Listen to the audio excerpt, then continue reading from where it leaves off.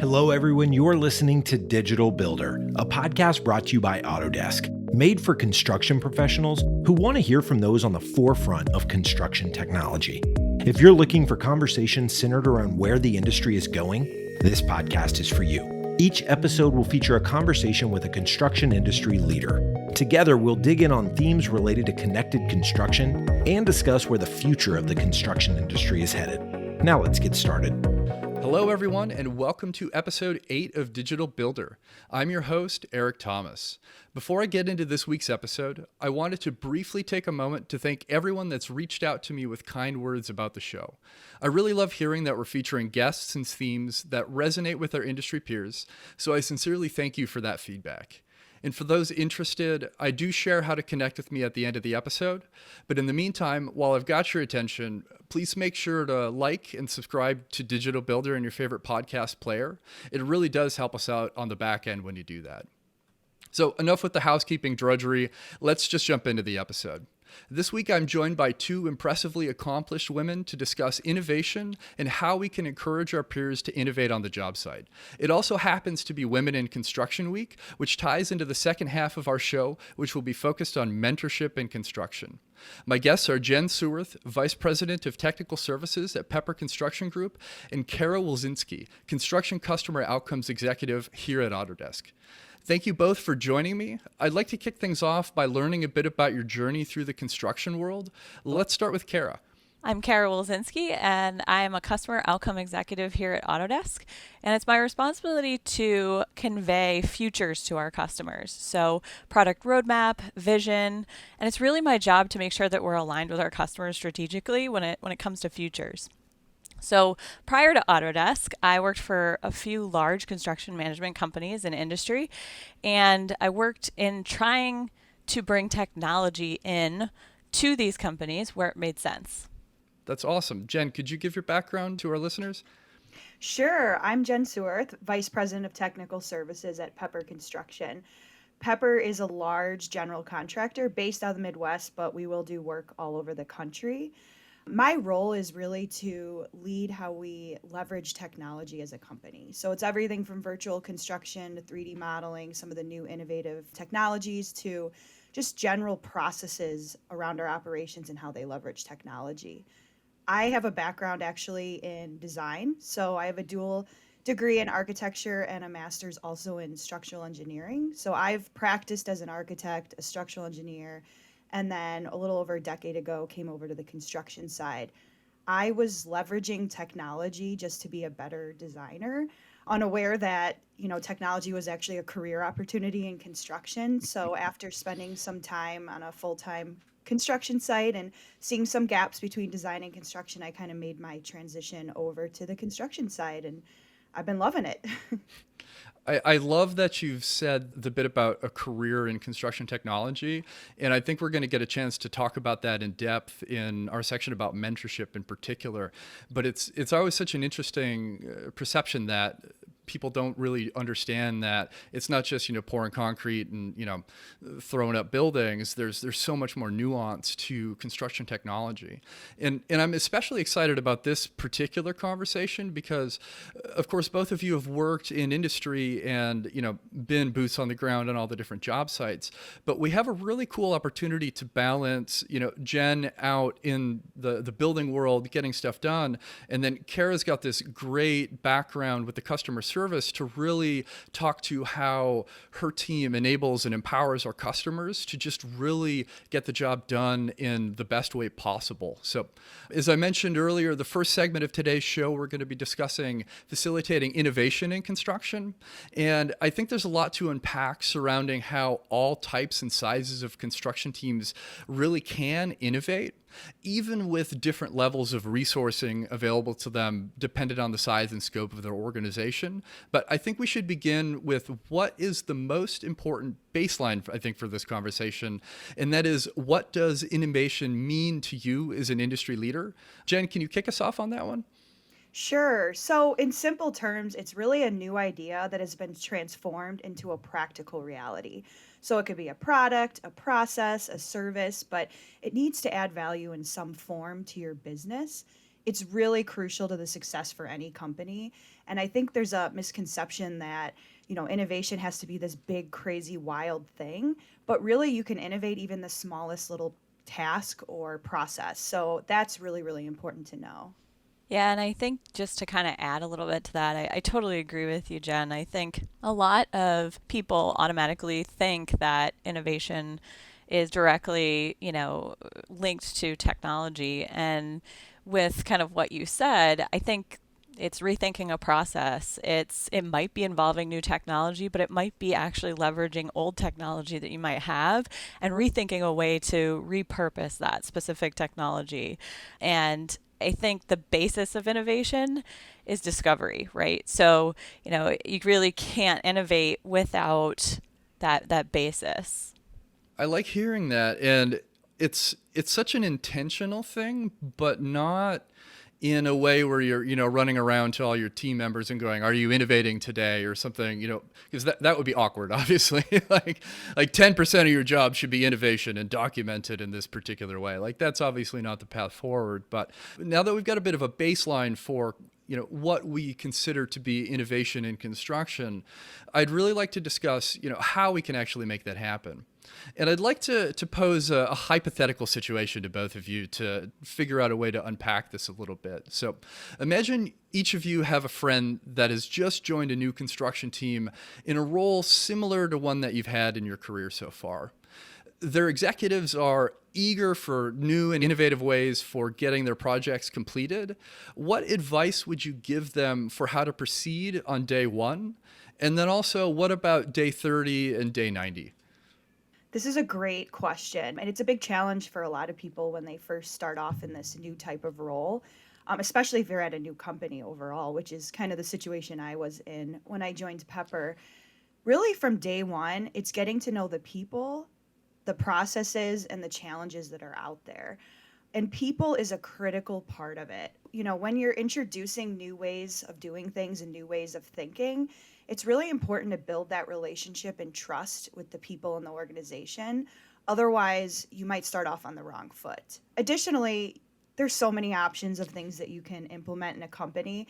So really helping prioritize what makes sense is really, really important. So I really recommend day one, not only getting to know the people, like I said, but really understanding, okay, what are the current processes at the company? What are some challenges? Listening to people and really getting their feedback, because you want them part of it as well.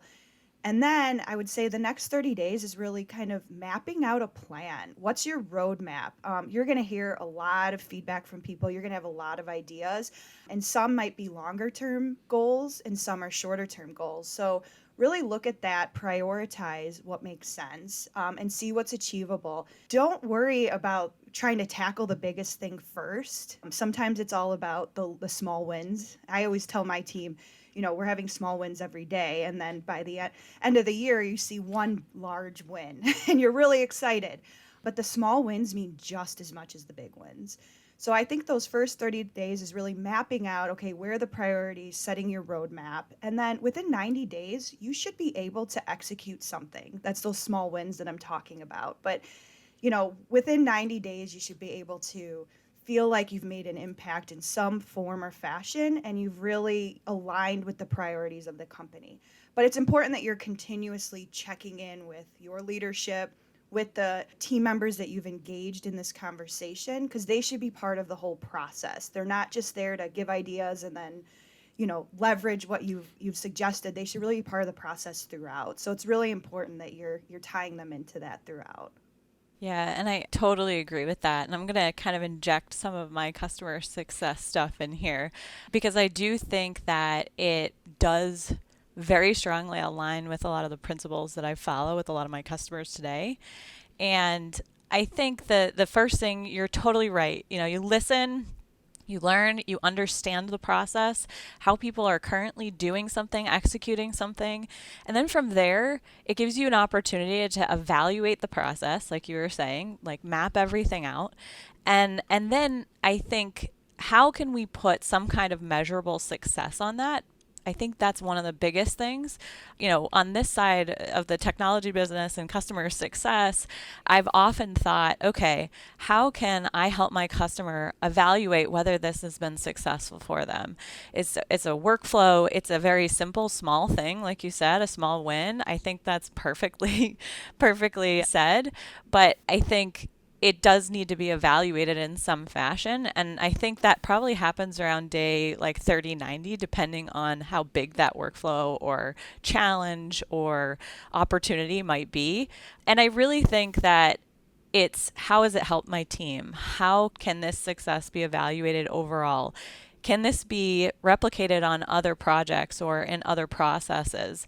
And, you kind of jump off from there. So I think day 30 and 90 are very closely linked. And I think, Jen, what you were saying too is reevaluating is really, really important. So constantly checking in with the users, like the day-to-day people that are constantly using the solutions, or constantly reevaluating that process, upgrading, innovating, whatever. And then obviously leadership and checking in to make sure that you're in line with some of that. Kara, you brought up a really good point. You cannot improve what you don't measure. And so setting that baseline and setting those metrics and, understanding what success means to you is really, really important. And I think a lot of people skip that step. They don't know what their baseline is. They don't even know how they're working today. And that's really, really critical. Yeah, totally agree. I think we've unpacked some pretty cool stuff there. And I've seen kind of both approaches to new executive leadership coming into a team. And one direction is obviously much more successful than the other. I know some people, when they come in, they want to make sure that they show the team that they made an impact right away. They go, I'm here and I've got this great idea, boom, roll it out. And that doesn't necessarily feel good to the people that are, doing the day-to-day work, even if it's a good idea, because as you said, Jen, all those conversations that lead to that rollout, even if your intention from day one was to make that change, you've set a stage and you've set a conversation and you've set a vibe and a culture system, I guess. I'm using the wrong words here, but you understand my intent is like, once you get that buy-in from your team, they're going to be so much more inclined to accept this decision that you've made because you've heard their voice and you understand the workflow and everything else instead of just being prescriptive. And I know when we talk about fostering innovation in particular, it's really important to consider that culture that exists at the company or what culture you're actually bringing to the table, especially regarding having a safe space to innovate and having the room to consider new technology or have your team actually ask questions about why something is done a certain way, especially if it seems like it might be inefficient. And I'd really be eager to hear more about how both of you feel the cultural environment might empower or prevent people from asking some of these harder questions. So I think it's really, really important to make sure that leadership is building this really safe environment for people to fail, right? I think one of the biggest things, and I've been on two separate, sides of the fence there.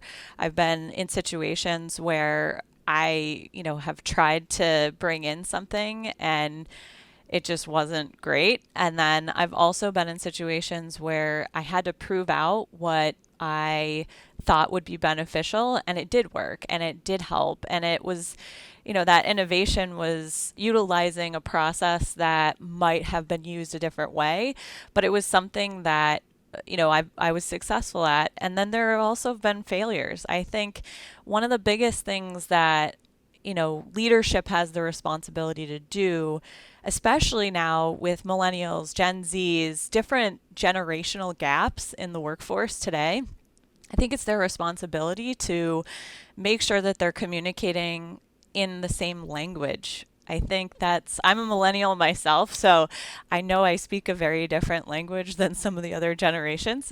I'm right there with you. Yeah. And I think that it's really important to make sure that you're accommodating for all of those. I think there is a big gap in communication. Gen Zs and millennials have been exposed to technology at a rapid rate their entire lives. Like, I remember taking computer classes when I was in first grade, like, and I can't necessarily say that for some of the other generations.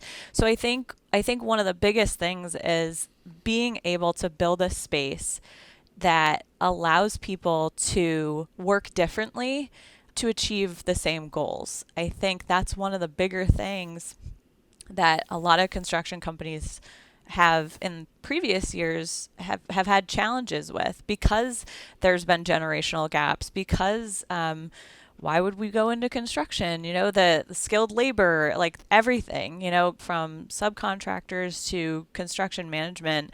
I think there's a lot to be said for the technology that has really kind of ramped up the industry, and it really is starting to attract more of millennial generations because there's this really big explosion.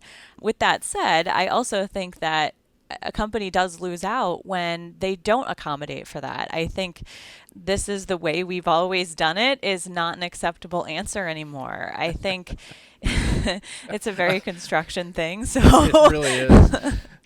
and it doesn't really encourage diverse thought. It doesn't encourage diverse environments where people can argue, people can disagree, people can openly bring up things that are not working for them, as opposed to dredging through the day-to-day process that's literally keeping them up at night. So Kara, I love what you said. There's so much to unpack there. I think number one, culture is everything. And I'll tell you from my experience, it took Pepper a year and a half to get me to join the company. And a big reason for that is I really wanted to make sure I understood what the culture was like and that there was this safe and supportive environment for technology and innovation. So I met with lots and lots of people throughout that time. And a lot of our success goes to the fact that we have this culture of innovation. It's okay to fail. Like you said, a lot of innovation comes from failure. I mean, even if you're not even setting a baseline, even though I say that's the first step, just failing alone is opening you up to innovation. And that's how you improve. Nobody's perfect. We're all human. So I think having that environment and going back to kind of the culture piece, and I'll kind of explain the Jen Seworth sandwich effect that I talk about in a lot of my presentation. So I really think to create this environment, you need to have support at the top in leadership. So that's kind of that top bread of your sandwich. And then the bottom piece of bread is really the people that are implementing and innovating and executing a lot of the work. And then everybody in between eventually kind of falls in line. Carrie, you brought up a good point. If companies aren't innovative, if they aren't improving, they're going to go out of business. I mean, it's just a fact. Construction as a whole, when you look at productivity rates, and lots of people have seen these great graphs where basically farming is the only thing that's less productive for the past few decades. I think people are tired of seeing that chart at this point. I know. It's a rough one to look at. It's so rough. And even, you look back to, a decade ago, we were actually becoming less productive than we were before. And that's because we're just constantly doing things the same way and expecting a different result. So definition of insanity, right? So what's really, really great is construction has recognized that. And so you're seeing a lot of these roles like myself and many others in these new roles that just didn't exist, 15 years ago. But it's really, really important that, you have that buy-in from the top. And, Carrie, you were mentioning about generations. Pepper's a good example. We're over 90 years old. We have 4 generations working. And I think people have these ideas that, just if you're older, you might not be on board with things. If you're younger, that's all you care about. And what we've really proven at Pepper is exactly to your point, Kara, people just communicate differently. So we have people that everybody thinks won't touch technology because of their age, but they're going home at night and playing on their iPads with their grandkids. So that's where when I go back to engaging with people and talking to them, they're just as open-minded as everybody else. They don't want to be forgotten about. They want to do better.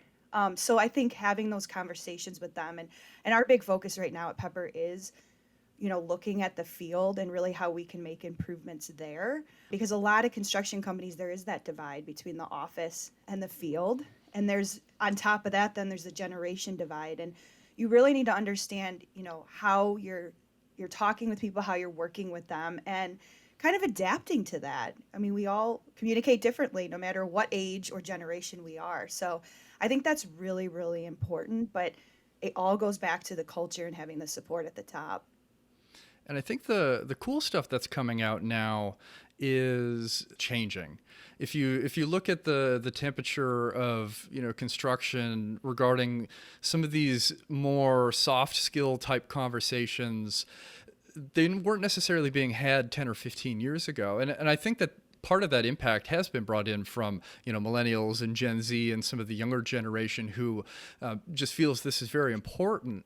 But I love everything you both said about just the importance of culture, because I've seen that go both ways as well, where I've sat in a bid review before and watched two grown-ups scream at each other at the top of their lungs from relatively executive positions at the company. And this isn't just construction. This is, across the board, this can happen. And that type of conflict ultimately isn't productive for so many different reasons.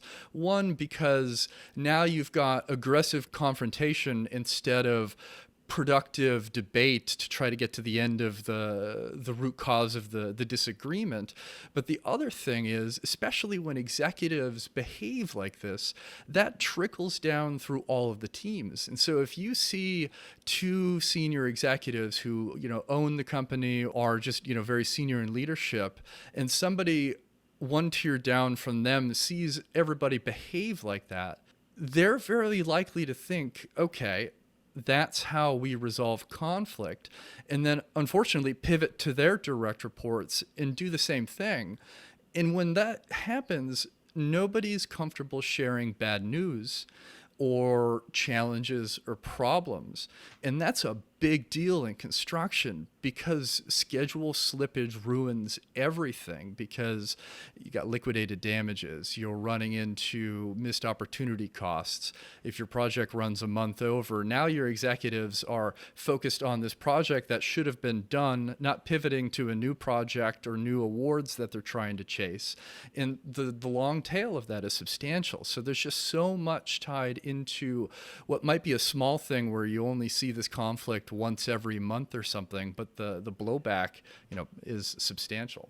You're totally right, Eric. Your people reflect who the leadership is. And that's actually one of the reasons I love working at Pepper, is the people are just as important as anything else. And so you're absolutely right. If you don't, whatever is happening at the leadership level will trickle down to everyone else. And especially, I know we're going to talk about diversity, but especially when you bring in different diverse sets of people, that puts them in even more uncomfortable position, because they might be seeing behaviors they're not accustomed to. And then they're not sure, is that the way I'm supposed to behave, or can I just be myself? And so, I really, really appreciate companies like Pepper and many others that understand that importance. I agree completely. I'm very fortunate to be on a team, much like what you're describing at Pepper, just as far as that safe place to bring ideas and challenges. And 100% of the things don't have to be successful at the end of the day, but as long as you learn from those opportunities and bring something better to the table next time, it's okay to do that. But I also think it's important to note here that innovative ideas aren't always centered around technology. And with that said, I'm curious to hear what you both think about how innovation evolves on the project site versus innovation in the office or the headquarters. So I really feel that the project sites and the project teams are very reliant on and depend on the office or the headquarters. So it's the symbiotic relationship between the two. One can't exist without the other. With that said, I do think that project teams and project sites specifically are proof of concept, right? They prove out a lot of things. Whether it's successful or not, it's important to make sure that, again, giving that space for innovation. And it's also where things go to be really successful with a multitude of different types of people. We're talking foremen, we're talking project managers, we're talking superintendents, we're talking all these different types of individuals that are implementing tools or processes. And then I think the field can be a reflection of the office, because that's what supports the business. So I think the project sites are really, really critical to really implement those tools, implement those processes, so that it's a measure of success of the business in a lot of ways. I think when I was out in the field and I was trying to get superintendents to use just a model on their iPad, right? Walking through the field, hey, this is the structural model. The steel is going up. We haven't topped off. We've started to break ground. Like, this is the latest and greatest fab model. This is what you're going to be looking for. Use this as a reference during installation. It's more of like a quality control thing. But at the same time, there were these superintendents that were blown away and super excited. Hey, can you update that fab model? We have an updated model now. But I think you need to hand it over to the field in order to be successful. And again, that reflection of the business is really, really important. And I think that it like stems all the way up to headquarters. It stems all the way back to the office. So that's kind of that connectivity between the two. But it's really important because I think one can't exist without the other. You're totally right, Kara. And when you look at a company like Pepper, for example, we're builders. So if we're not successful in the field, we're not going to have a business. And it's a big, when you look at new projects and you're going after them and you're putting together proposals and interviews, that's really critical for winning work. But the most critical thing is your existing relationships, your existing reputation, and that really happens at the project level. So I think really focusing on them, and like you said, I really believe that that's where innovation happens, and it's also allows you to scale appropriately. If you kind of flip it and you kind of start at the headquarters side of things, you are now trying to force something on a bunch of teams that probably weren't part of the process to begin with. And so really how my approach and how we are at Pepper is, let's really start at the project level and then scale from there. And maybe it will be an enterprise solution at some point. Another reason for that is just the people side. It means a lot more from one superintendent to brag to another superintendent how amazing his new workflow or tool or situation was than me telling them. And I recognize that and I get it. So I think for me, if I was just focused on the headquarters and trying to explain to everybody how great it is, it doesn't mean as much as it would if they're hearing it from the team that actually used it and really believes in it. So I think that's really, really important. But you need that support in the headquarters and you need the resources. Another factor is, if we're pushing a lot of innovation out to the field, they're trying to build a building. So we have to make sure that what we're introducing to them is adding value. It's giving them back hours in the day. It's allowing them to focus on something else. It's allowing them to not have to do something that they just don't enjoy doing and doesn't add value. So I think that's where that relationship with the headquarters and the main office is, where we can help be that support so that when we do get out there and we show them that model on the iPad, we're not making them figure it out. We're literally showing them and explaining, hey, I heard you. You said you had this challenge. This is a solution that can help you. Let me show you how to easily use it, instead of making them try to figure it out and us just throw an iPad at them. So I think that's really, really important, but I'm all about boots on the ground, get in the field as much as possible. And, that's our business, is building things. I think you really hit the nail on the head there. It's like a project pilot circumstance, really, where like even if the intention is we'd like to roll out X new tool or something to the entire organization, having that moment to really trial it with one specific team, especially if you're able to cherry pick, your most enthusiastic adopters of technology to really set that baseline. That's such a powerful tool when, like you said, you come to these other different sites now and you can just say, John over on, HQ 94 in San Francisco loves this because XYZ, and he goes home at 6:30 every day instead of 9 now because he recognizes that he saves so much time because he's not doing redundant work or, data entry into 19 different systems because everything connects better. Like there's so much to consider there, and it's a great path forward. Kara, I'd really like to hear your take from the support side of things, specifically on making sure all the dots are connected when rolling out new or innovative ideas, specifically regarding technology adoption. Where do you think the critical connection points actually are between people out in the field every day and the execs that we were talking about who do spend a large portion of their time in the office ultimately supporting the field? I think it's really important to start with technology champions, people who are very open to technology or innovative new ideas on how to solve a problem.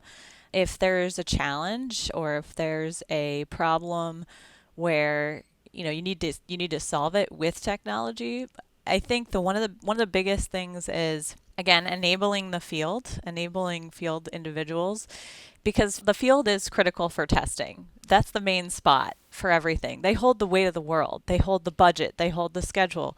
That's a lot of weight. And I think champions need to be empowered technology champions or innovation champions need to feel empowered to go to their leadership with challenges and problems and executives, and they need the room to test that. So I think it first starts out with these kind of connection points between the individuals that are champions per se, or innovation champions of the company, and the executives themselves. So how can these people work together to solve a bigger problem? Because the champions are generally the people in the field. The champions are the ones that are going to be using all of that stuff all the time. So it's important to allow them to explore some of those changes that might be coming down from the executive level, or maybe, hey, we found this really cool new tool or a cool new way to do something, and we want you to test it out. And I think that it should be a team of people because you should have varying perspectives. Again, diversity, I think, also jumps in here. I think the second part of that is, in this evaluation period, you do need to set some kind of success criteria to some degree. So kind of nodding to my previous statement. And I think that success criteria will allow you to go back to your executive team and say, hey, this worked really well, or this did not work at all. And I think it's really important for those relationships to exist. But I think one of the biggest things is those executives need to be incredibly reliant on those people who are using those tools or innovating those processes or whatever they're doing, because it's the level of trust of success, because that success is tied to the job. It's tied to the field. It's tied to a process that's directly associated with a paycheck, really. And it's really important for executives to have trust in their people and be able to rely on their people. So I think, I've been in a situation where I tried to bring in technology, and it took me like 6 months to bring in a 360-degree camera to a company. It was this silly thing, but I just wanted to take a picture of what was above ceiling. And I dealt with a lot of MEPs in the field, but the owner would have loved to have something like that from a record-keeping standpoint. And it was just a very simple thing. But again, your executives need to trust you. Yeah, I think that's really important. When you look at really strong leaders in any company, they trust their people, they support their people. Really, the boots on the ground, like I said, is the ones that are, doing the work. So from my perspective as a fellow leader in the company, if my team has an idea of a better way to do it, and yes, we have belts and suspenders on things and, backup options in case something goes awry, because we have to keep going from a business perspective. But I give them that open space to really try out their idea. I mean, if if they're the ones doing the work and they really think it adds value, I need to trust them there. And I think that's really, really important. And you mentioned another really interesting piece. When you look at diversity of a group, so we have these champions, these people that are really all about trying new things, really supporting innovative ideas. I don't want us to forget about the ones, though, that maybe aren't as open minded, because they're just as critical and important. Nothing makes me happier than to see somebody's perspective totally switch, and all of a sudden they went from somebody that didn't necessarily buy in completely to some of the ideas we're having, and then all of a sudden they're our biggest champion. But nobody you're never going to improve if you're sitting in a room with all like-minded people, right? So you need those people that are challenging you and making you prove the value. I find that just as important. I think that's something that everybody needs to think about when they're looking at, improvements and innovation and things in their company. And I'll be transparent, Pepper's had a really amazing ride and journey with trying to figure out how to be successful with new ideas and innovation. And we've talked about a lot of different things, anything from being in a think tank and really coming up with ideas, and committees for innovation, and all these things that probably many of the companies listening to this podcast are probably going through. But the most success I have found is, like we've said, working with project teams that have leaders that are open-minded and supportive, and really trying it out there. Because we all know, any of us that have seen a demo of a product or a commercial, everything's perfect in this ideal scenario, but until you really get out there in a real world scenario, it's really hard to fully kind of vet out that idea. I really like the part where you shared how fun it is to see the light bulb finally turn on when you are, getting those reluctant technology adopters to understand the value.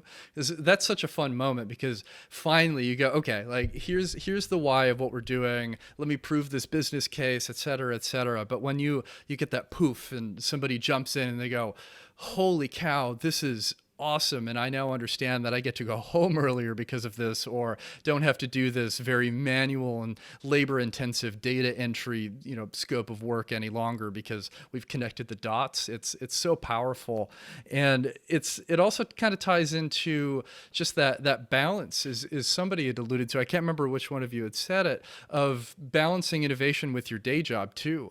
Like asking people to do both of those at once, especially in the construction industry, is honestly a tall ask, because there is so much work to do, and the margins are narrow. Obviously, we're all aware of that. And there are things like labor shortages and all the other stuff that we talk about constantly, and we're all worried about but tired of hearing.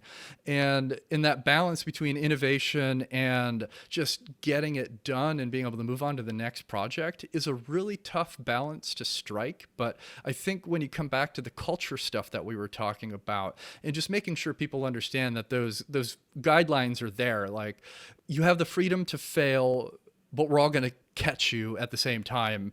If you do, it's not just, all right, we're not going to deliver that project anymore. Tools dropped, let's go home. And so from there, this is kind of a interesting segue, but I'd really like to pivot to the second segment of our show, which is centered around mentorship specifically. And as I mentioned earlier, this week also happens to be Women in Construction Week. So I think this is an excellent moment for both of you to really highlight where you see opportunity to empower others in the AEC world. And when it comes to attracting new talent in construction, one of the things that the industry struggles with really is a perception problem. Many people only think construction careers are about hammering nails and pouring concrete, even though that's really only a small part of the picture. And I'd love to hear each of your thoughts about how we can more successfully show newcomers that construction technology is a high-tech industry with great career opportunity. So I will admit, I was one of those people that had no idea that construction had all these other opportunities. And frankly, when I started my career, maybe there wasn't as many opportunities in technology. That's a fair point. There weren't many when I started either, and that was maybe a little more than a decade ago. So things have changed a lot. For sure. And, like I had mentioned earlier, I started off in architecture. I wanted to be an architect. And as I went through that process, went through the schooling, I realized, oh, I'm a lot more technical. So I moved over to the engineering side. And that's when I started really understanding kind of the relationships between design and construction. And I was looking at all the great, and I worked at Arup and some of these very large innovative firms. And so technology was just a natural part of our processes. I even look today at some articles and things about ways people are using technology, and I look back and think I was doing that 15 years ago at Arup because they had that culture and, all of that. So what I found interesting was construction was so far behind. So I was using 3D models for, analysis and producing documents. I was even reviewing submittals in 3D. I mean, there were so many amazing things that aren't even the norm now, which they could be. But construction wasn't necessarily leveraging those same tools. So as I started, one of my last years in design, I actually moved to New York to be on site for a large airport, JFK expansion. And I was working hand in hand with the contractors, two very large reputable construction companies. And I was seeing the gaps, but also the opportunities. And so when I came back to Chicago, another general contractor reached out to me and said, hey, we'd love you to join our firm. And it was in this new technology role. And I had a lot of conversations with them because what does that mean? What does my job look like? And it's been really interesting because when I started that journey, we were still trying to get buy-in and support, like we're selling our services internally to our own project teams and trying to show them like, I swear we add value, trust us. And now you fast forward, over a decade further and the position I'm in now. And I'm not saying we still have to prove our value and, there's still those people that aren't fully bought in, but now my team is just as part of the team as anybody else. Like when you look at the team, there's all these traditional roles, the PE, the PM, the superintendent. Now my team, whether it's MEP coordinator or the virtual construction engineer, they're part of that team and they're just a role that's now automatically kind of being included in budgets and the success of the project. And it's so amazing to see. And what's been really interesting even the past year or two is we're actually seeing field labor. So the boots on the ground that are pouring concrete and picking up hammers, they're starting to bleed into our world as well. So we have the people that are carpenters and concrete laborers that now are performing laser scans, or we have a couple drone pilots that are my union laborers out in the field. And we're seeing this blend, which is so amazing. And, some of them are even saying, maybe I'll kind of keep moving that direction and maybe, come to the office and quote side because, we're boots on the ground as well. But it's been really, really amazing to see that. And that just opens up so many opportunities to so many people that they didn't know that existed. Yeah, I think that's super exciting. And I think you're totally right when you say the industry has changed so much since you started. It's changed so much since I started. I walked into the construction world in 2012 and it was for Skanska USA. Again, like Arup, very innovative company, very open to technology. And some of the processes that they were doing were innovative at the time. And I think, slightly ahead of the curve. And it's incredible how much just, bringing a simple model into the field has changed to let's attach data, let's attach analytics, let's make sure that we have embedded model information, submittal information in that model, barcoding, all in the palm of your hand, not just on an iPad or a computer anymore. You can pull it up on your phone, just like you can pull up Facebook on your phone or Twitter or whatever you're using in your off time. And I think what's a great thing to consider is that technology has blown up in the construction world in the last several years.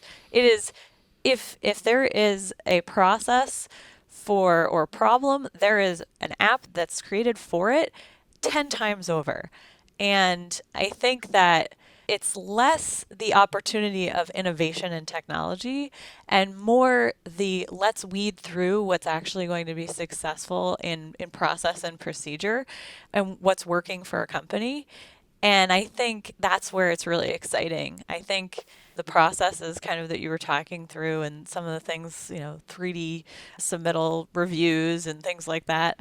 It is super exciting because I remember pulling out a steel drawing and having to look at edges and measure and like getting a scale out and doing all of that stuff, and that was at one of the more innovative companies at the time. And it's so much, it's changed so much, like you said, laser scanning, subcontractors are doing that, foremen are doing that, boots on the ground people are pulling up models on their phones, are pulling up RFIs that potentially are tied to them, things like that that I think are incredibly world changing or industry changing, and it's happened so fast. It's almost like I didn't even realize how much has happened in the short period of time that I've been even involved in the industry. It's almost overwhelming to look at how much technology is out there, but it's such a obvious inflection point when that happened. When I started in industry, I was working for a contractor that was doing mostly federal contracting in imminent danger environments, and the ability to get real site condition information for things like change orders or contract modifications was an absolute nightmare. And you would actually have to send people to these places to go do the walk, because a tiny digital camera and some photos and a write-up was never going to give you a sufficient amount of information to capture that detail to, in turn, either ask for more money or explain, change in scope. And I look at what's existing in the market today for that kind of tech, and it's totally different. Like I probably would not have done site walks in COBOL, to be honest, if the technology that exists now did in 2012. And it's just a cool thing to watch unfold. And so we know that most data these days shows that representation in leadership is very critical for creating successful and truly diverse organizations. What's the best path forward that allows construction teams to upskill a more diverse group of talent to fulfill these key leadership roles in the future? Yeah, so when you look at construction as a whole, it historically has not been very diverse, and it hasn't been any more productive than it was. And so a big reason for that is it's a lot of people that think the same way, look the same way, doing the same stuff. And when you introduce diversity, and it can be gender, race, different education backgrounds, it can be a whole slew of things. When you introduce diversity into your business, it brings new ideas, it brings different ways of thinking that you weren't necessarily thinking about. One way to actually get diverse people is to have diversity in your company.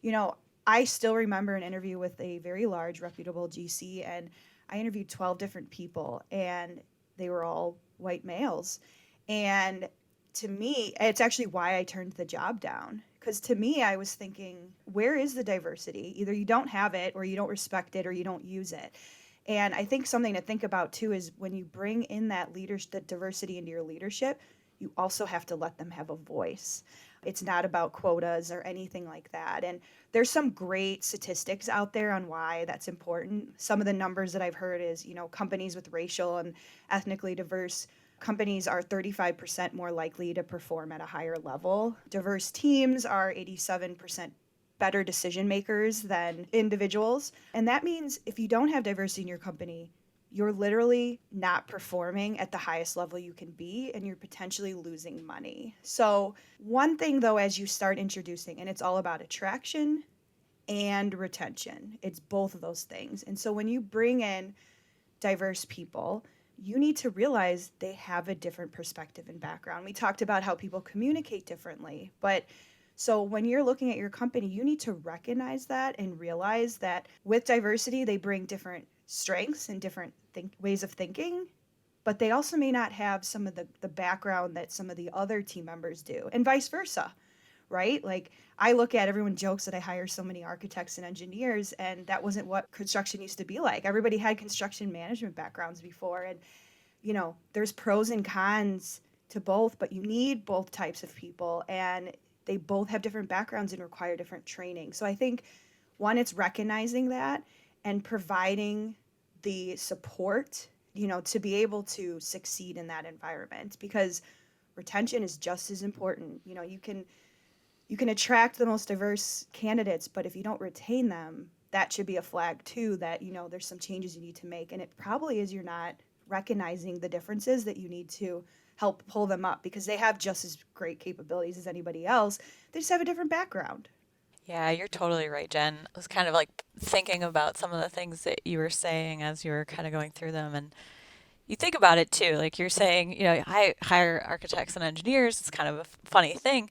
But an architect and an engineer think vastly different from one another. Like just let's bucket those two people, those types of people, right? And then think about your superintendent or your project manager and how they think, as opposed to an estimator or a pre-con manager, So Yep. I think you're totally right there. I think it's really, really important, gender and race and things like that are really obvious things, right? But the other kind of component of that is fostering different types of thoughts that reside within the industry. Maybe it's a furniture designer that you hire. I don't know. But design thought is very different from a technical thought process. People tend to be more analytical on a technical mind track, but when it comes to a designer, they're way out there sometimes. So I think it is really, really important to have that reflect down from leadership.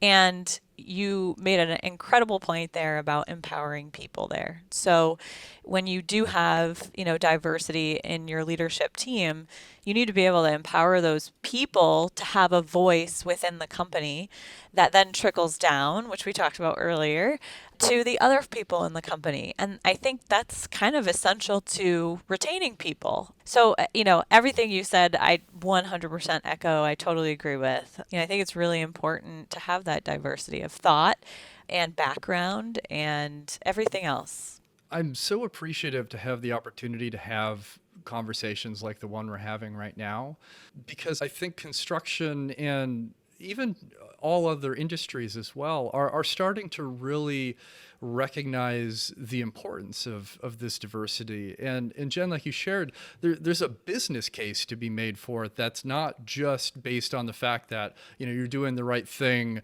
because you're being a good person to, ensure everybody has an opportunity. But even if you're, stepping back and, putting your accounting hat on or your employee retention hat on or whatever that might be, like there's so many strong cases to be made that this is the correct path forward. And for those listening, I know there's an earlier episode that we deconstructed the trust report that Autodesk put out last year, but that retention thing was a big part of that. In large contractors who experience substantial turnover typically lose up to $750,000 a year because of excessive turnover, versus organizations who have this culture of high trust that ultimately don't incur these costs. And then those people actually do recruit for you on your behalf too, because you go, holy cow, Pepper has an incredible culture. You need to come work with me. It's fantastic. Versus, oh yeah, I've got a decent job and it pays pretty well. I don't know if you'd want to come in. They don't leverage XYZ technology for, whatever hypothetical contractor I'm talking about now. But I would really like to step back to the fact that it is Women in Construction Week and ask if you've got any specific advice for young women who are out there listening to our conversation on where they might start if they really do aspire to hold a leadership position in construction. You've both had just incredibly successful careers, and I would love to hear just some nuggets on, what worked for you. So, those listening can take that to heart and hopefully, be the leaders of next year and tomorrow. Yeah, first and foremost, find a mentor. That's the biggest thing. I don't think I'd be anywhere today without the mentors that I've had along the way. Now, that's somebody that's going to foster your strengths, and somebody who is willing to help you along the way. I'm going to just do a small plug here. Allie Scott she's been my mentor for the last 9 years. And it's just incredible to see the journey that we've had and the relationship. We're friends, but she's my mentor too. And I think she's always been, and I'll use it as an example, she's always been there to not only help me set goals, but set a path to get there. And I think I'm big on manifestation, right? Like, I think it's really important to visualize, okay, I want to be a VP in 5 years, but these are the 6 things I'm going to do to make sure I get there. And I think that mentor or mentors, and I think there are, opportunities for both, or many, sorry. But I think the idea is that your mentor is there to help you get there, right? To get to that VP level or that executive level. And I think, when it comes to setting those goals, it's really important to not only have a mentor, but there are mentors and there are coaches. And then there are, people who back you up or sponsor you. And I think a lot of people, you kind of put in a bucket of a mentor, but maybe it's somebody that's actually saying, hey, this person, Kara's a really great candidate to talk over about XYZ in this conference or in this, environment. And I think the sponsorship is really important. So you have people pushing for you. You have your mentor that's personally letting you like kind of grow to those goals. And then, you've got your coaches that might be your peers even that are like, hey, you totally can do this. Like, you've got this. Today getting on this podcast, I was a little nervous. I'm not going to lie. And I think, I get a message from one of my peers and she's like, yes, you can totally do this. Not a big deal. Just a conversation. And I think that's empowering, and you just need to have that. You need to have your groups of people. You're so right, Kara. I mean, mentorship and having your people is so important. And I think one thing that people should think about is your mentor doesn't have to be a woman. I have so many amazing females in my life, but some of the positive growth I've seen in my career is from relationships with some male leaders. There are plenty of males, and actually my current supervisor is one that he recognizes the importance of diversity. He recognizes the challenges that I may face and things like that, and he supports that. And, we talk about when we go to meetings, sometimes, men don't notice that it's all men in the room, but if there's one woman, she notices right away she's the only female. And, there's men that do actually recognize it and support you. So I think that's something to think about. But, one thing that I think was a huge learning piece for me as I kind of moved up in my career was recognize you're probably different than everyone, and that's not a bad thing, and be yourself. When I switched from design to construction, when I look back and everyone asks, like, what do you miss most about design? The lack of diversity and just was jarring to me. I mean, I still remember a specific meeting that I was sitting in where people were yelling, and I kept thinking, I guess I'm supposed to raise my voice now for what I need to say. And it was the one time I raised my voice and I felt super uncomfortable, and it didn't work for me because that's just not who I am. And so I was really in my early stages of construction trying to figure out, like, should I be like them? Because everyone else is this way. And as soon as I recognized, and actually it was from my male boss that said, no, Jen, your strength is that you are different than them and just be yourself. And as soon as I put myself back in my own shoes, my career just flourished. And so I think that's really, really important to realize. And don't be afraid to speak up and don't leave the table. I think some people get, scared and they just step away, and you think, oh, well, if I look at all the leaders, they all are this way and I'm never going to be able to be that way. So I should just not focus on that. And that isn't true. Like, our leadership is changing and becoming more diverse. So I think be comfortable in your own skin, leverage mentors. I mean, I know I love when I go to conferences and speak, and, strong, women at all parts of their career, they could be early on or later, come up to me and we build these relationships and we have advice for each other. And you're right, Kara, just rooting each other on. I remember the first time ever I said, look, I want a promotion. I deserve this. I mean, it probably was a year of me thinking about what should I say? Do I check every single box? And it took, my mentors to say, yes, Jen, you can do it. Like, why are you not speaking up? Everybody else does. Why don't you do it? So I think that's so important, is to surround yourself with great people, be comfortable in your own skin, and fight for yourself. I think those prime mentorship moments are so critical. And I can look back at my career and very specific moments where I met the right person at the right time who was like, I've noticed you like XYZ and these are the things you do. You should do this. And it was always kind of an eye-opening moment where I went, wow, like I can do that? Like, really? That's on the table? And then, starting to figure that out. And I appreciate leaders that create safe spaces to have those conversations, and things like the fact that imposter syndrome is something that people very openly discuss is also just really important to acknowledge, and then also offer people insight on how to overcome that, or at least push it down enough where you can take that next step and then prove yourself and go, okay, like I can do this. So I appreciate that insight a great deal. So I have one more question for each of you before we end this week's episode, and I'm subjecting everybody on this show to this question, and it's been a lot of fun to see, what shakes out every time. So can each of you tell me what is one tool that you will always carry in your toolbox, no matter what kind of project you're working on? Kara, how about we start with you? All right. So it's not a physical object. It's patience. I think that's one of the biggest things that I try and bring to any situation for any kind of project that I'm tasked with or I task myself with. I know that, it's patience is the basis of understanding a problem and then going forth to solve it. And that's no matter how big or small that might be. I like that. And I feel as millennials, we're sometimes primed to have that instant gratification where, I want the thing now. And I'm prone to it myself, to be completely candid.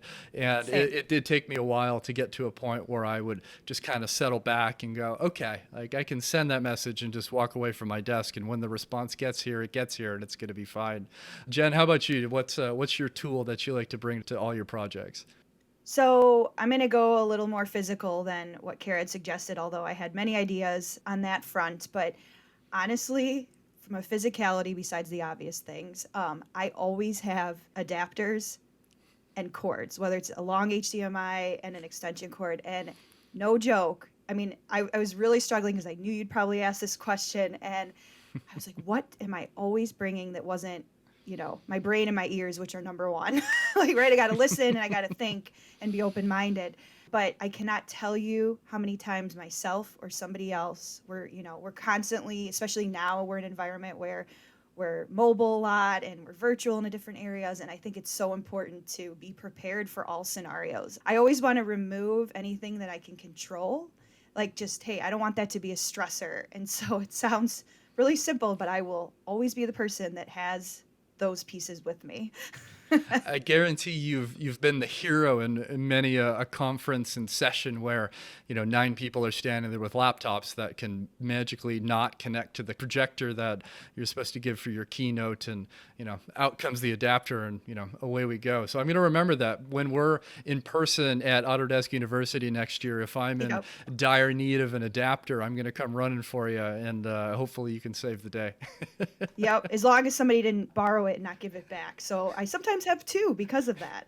It's just a trunk full of MacBook adapters and everything. It's an endless burden, but we all appreciate you for it. So before we close, of course, do either of you have anything that you'd like to plug that our listeners should know about?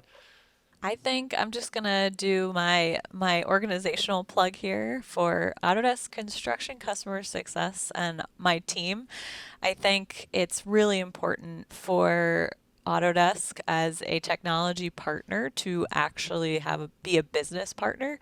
And I think it's really important to have a really good relationship with our customers so that we can not only better ourselves, but help our customers in technology and the technology track that they follow.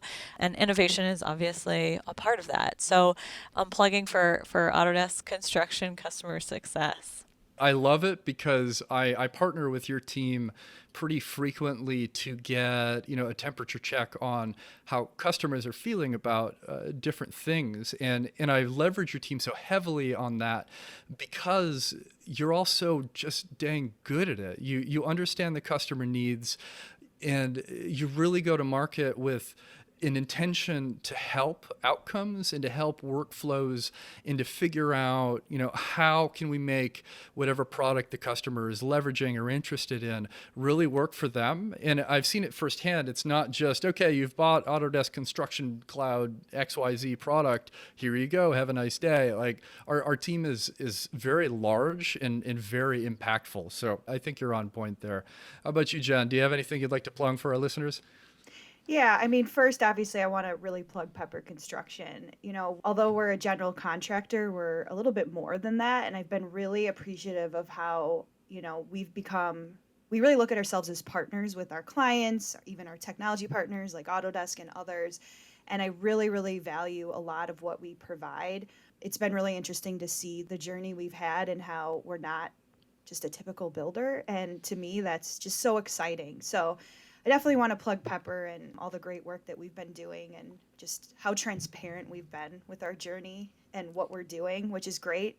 I'd also like to talk about, for a second, the ACE mentorship program. So this is a national program, and then every state typically has their own local chapter. And it's a mentorship program focused on high school students, really focused on ones that are in communities that are underrepresented. So, you're talking about diversity and things like that. So these are students that may not realize college is an option, may not realize careers in architecture and construction engineering are. And so there's tons of amazing companies from the design, construction, engineering worlds that are part of this program to mentor these students. And we're all raising a lot of money to provide scholarships at the end of the day to really help these students out. I'm on the board here in Chicago and been involved for over a decade, really passionate about it. And, when you talk about recruiting really great candidates for the future, I would hire every person in this program if I could. It's just amazing, these students that if we didn't have this program, I don't know if I'd ever know that they existed. So I highly recommend you looking and seeing if there's opportunities in your local chapters to get involved with. And if not, don't hesitate to donate money because it's going straight to the students. I love hearing that, and just knowing that there's more opportunities to reach these underrepresented communities. So thank you for sharing that. Hopefully, some of our listeners who have some hiring power take note of that and add that to their list when they're looking for more candidates to fill the ever-growing funnel for labor. So thank you. If any of our listeners have questions for either of you, can you share how to best connect with you? Sure. So for me, just look me up on LinkedIn, Jennifer Seworth, obviously at Pepper Construction. Definitely reach out on LinkedIn, and I would love to connect with more people. Yeah, same here. Carol Wilczynski on LinkedIn. I'm an Autodesk employee, so I'm sure you'd be able to find me pretty easy. And again, happy to connect with anybody in the industry space. If you're having any challenges, happy to help, and looking forward to connecting. All right, everyone. Well, thanks for taking time to join us on this episode of Digital Builder. As always, if you want to reach out to me with any questions or would like to be a guest on a future episode, you can find me on LinkedIn or on Twitter via builder_digital. Please don't hesitate to reach out. Hearing from listeners is always awesome. And of course, I'd be a horrible podcast host if I didn't say this, but please subscribe to, and share Digital Builder in your favorite podcast player. It honestly does help me out a great deal. So if you did that, I'd sincerely appreciate it. And on that final note, goodbye. You've been listening to Digital Builder. To ensure that you never miss an episode, subscribe to the show in your favorite podcast player. If you're listening with Apple Podcasts, we'd love for you to give a quick rating of the show. Simply tap the number of stars you think the podcast deserves, and then you're done. Thank you so much for listening. Until next time.